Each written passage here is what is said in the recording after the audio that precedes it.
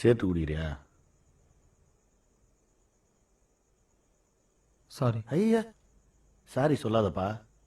நீ வேற 50,000 ரூபாய் சம்பாதிச்சு 40,000 ரூபாய் ஒரே நல்ல செலவு பண்ணி 10,000 ரூபாய் வீட்டில் கொடுத்துருக்க. நீ சாரி சொல்லாமா? நீ ஏன் ஒளிஞ்சு சிகரெட் பிடிக்கணும்? நல்லா இழுத்து அப்பா மூஞ்சிலே விடலாமே. இப்போ பிரச்சனை நான் சிகரெட் பிடிக்கிறதா இல்ல வீட்ல 40,000 ரூபாய் கொடுக்கலன்றதா? நீ கொடுக்குற 40,000 ரூபாய் தான் இந்த வீடு ஓடுதுன்னு நினைக்கிறியா? இல்ல முதல்ல என் ரத்தத்துல ஓடிச்சு, இப்போ உன் தம்பி ரத்தத்துல ஓடுது. அவ்வளவுதான். யாருக்குடா வேணும் உன் பணம்? நீ மட்டும் அந்த பணத்தை உங்க அம்மா கையில கொடுத்து அவ காலில் வந்து ஆசீர்வாதம் வாங்கி 50,000 ரூபாய் எடுத்துட்டு போய் வெட்டி செலவு பண்ணியிருந்தா கூட சந்தோஷப்பட்டிருப்பேன். உன் தம்பியும் தானே இருக்கான்.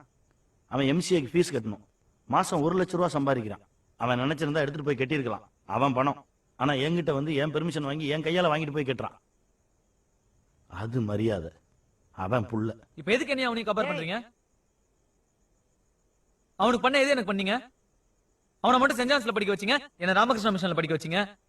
இன்டர்வியூல வந்து பாருங்க, 4 வார்த்தை சேர்ந்தா மாதிரி இங்கிலீஷ் பேச எவ்வளவு கஷ்டப்படுறேன்னு. வேலை கிடைக்கலன்னா எப்படி கிடைக்கும்?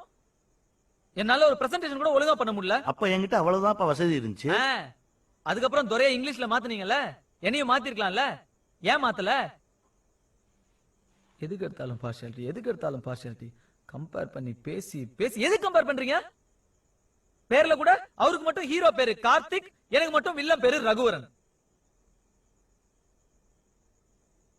அப்படி அவர்தான் சூப்பர் ஸ்பெஷல்னா நேரா அவரே பெத்துக்க வேண்டியதானே. என்ன ஏன் பெத்தீங்க? என்னப்பா பண்றது? முதல்ல நீ தான் பிறந்த, அதுக்கப்புறம் தான் அவன் பிறந்தான். Super, very good. அட்லீஸ்ட் ஒத்துக்கிட்டீங்களே இப்படிதான் அப்படின்னு. அப்புறம் என்ன, நான் புறக்காட்டி கூட பரவாயில்ல, அதானே அதுக்கு அர்த்தம். என் உடம்பு, என் உயிர். நான் சிகரெட் பிடிக்கிறேன், ஏதோ பண்றேன். உங்களுக்கு என்ன கவலை? ஏய் பார்த்து பேசு. வேற மாதிரி ஆயிடும். வேற மாதிரி ஆயிடும்னா என்ன ஆயிடும்? என்னை வீட்டை விட்டு வெளியே போடான்னு சொல்ல